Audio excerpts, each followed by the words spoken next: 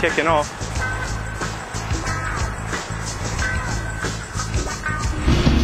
Back in the shop, the Mark still believes that he was stopped by genuine police officers and has gone to retrieve his goods. He brought back what? What's your name? Hard drive. You came in to buy a hard drive? Yeah, just now. And what? And police just brought it in to make sure it wasn't stolen. No one's coming here with that. The reality is slowly dawning on our Mark. He's given his £200 hard drive to a couple of complete strangers, both of whom are long gone. What'd you get? That's good. Great hard drive. Alright. Next time, nick a brolly. I'll try. Just these police officer. There's been a lot of theft around here. Excuse me, sir. Can you stand over here, please? Please. And after, when I asked him to show me his badge again, Show me a badge. Hi. Well, I looked at it good enough to see that it had Metropolitan Police on it. Very convincing. We're all hardwired to behave in a certain way in certain situations. When confronted with a police officer, most of us will try to be helpful and do what we're told. What makes this scam work is that we do everything people would expect from a police officer. We have the badge, we have the demeanour, we say the right things.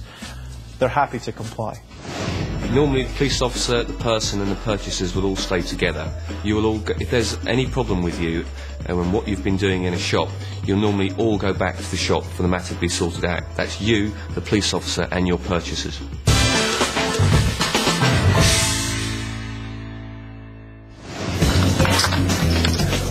Gambling's about big money and good luck, and it's a prime target for hustlers. We've set up a casino night and invited a bunch of real people to come along and play.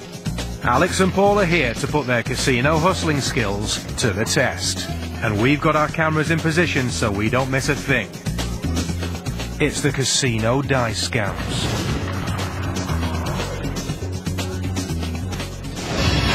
Although it looks complicated, the rules are quite simple. The players can bet on a wide range of possible thrown combinations. But if they roll a 7 or 11 on the first throw, they win instantly. And tonight, Alex and Paul are on a winning streak. But knowing our boys, they're probably not playing by the casino's rules. They've turned the odds to their favour. But how? There are many ways to make a die favourable for a cheater. Here we have 2 dice. They look pretty normal, but if I throw them, I get a 7. Now in craps, that would mean I would win in the first roll. If I get an 11, I'd win too. Oh, I got an 11. And there's another 7. Have a look at this. And there's another 7. Yeah. Yeah. You see, what we've got here is classic case of misspotted dice. So look, if I put these in front of the mirror here, you'll see that one of them has got just the number 5 on it, on all 6 sides. And the other one only has the numbers 2 and 6. Therefore, however many times you roll these, you'll only get a 7 or an 11, which is a winning throw in craps. All these dice have been used to scam casinos in different ways. Missed spots, bad shapes, and some are even loaded with weights.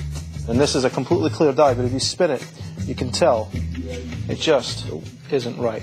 That's just not right. Wobbly. Back in the casino, Alex and Paul are scamming the game using loaded dice.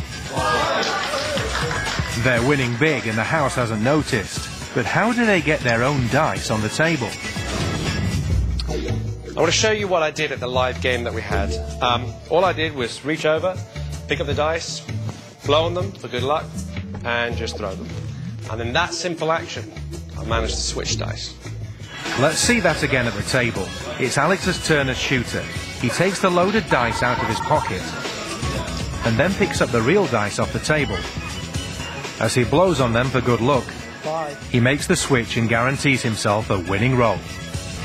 What I'm going to do is I'm going to use these white dice just to show you how this works. So these are my loaded dice. They start off in my pocket. I hide them in my hand like this. And when I'm ready, I will reach forward, grab the dice, blow on them, and that simple process, they switched. Now I've got the red dice and my loaded dice are on the table, making me a lot of money. Of course, there are many ways to switch dice, and this is probably one of the fastest. Let's say we had a couple of dice on the table. I've got another 2 dice which I have palmed. When I make my choice, I smack them on the table like that and make a switch. That's called the palm switch, and is one of the fastest switches in any kind of sleight of hand.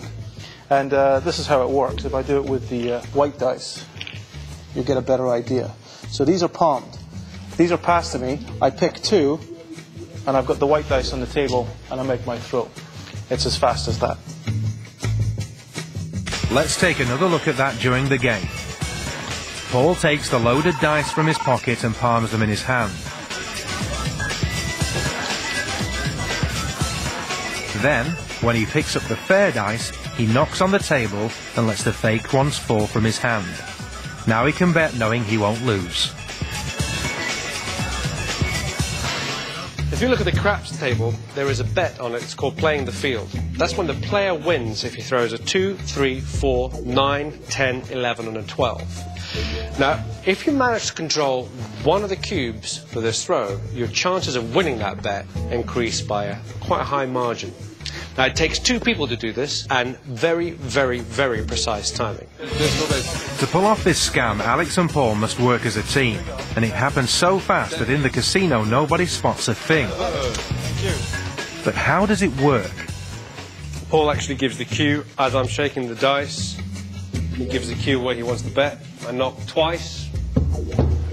I let the dice, my die go, but I keep back one. And Paul spins out a die from under his money. Let's see that again. Laisse sur belle street, faites vos jeux. Les jeux sont démarrés, rien ne va plus. Yes! Triple pay! Triple pay. Come on, let's see it. The hustle is all about timing and teamwork.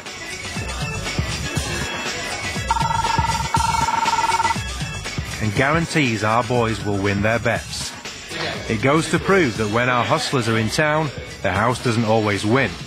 But what about the players at the same table who weren't so lucky? Don't know how they do it, but could be pot luck, could be skill, I don't know. They'd lose a little bit and then all of a sudden they'd like a big win. Yeah. As far as I saw, they were just playing it just like I was, but they seemed to be winning a bit more than me.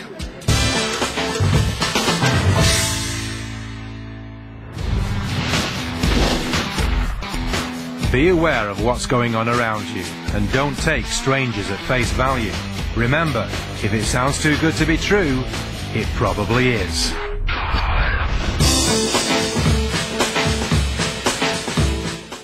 On the way next, we get our own back as we go conning the con men.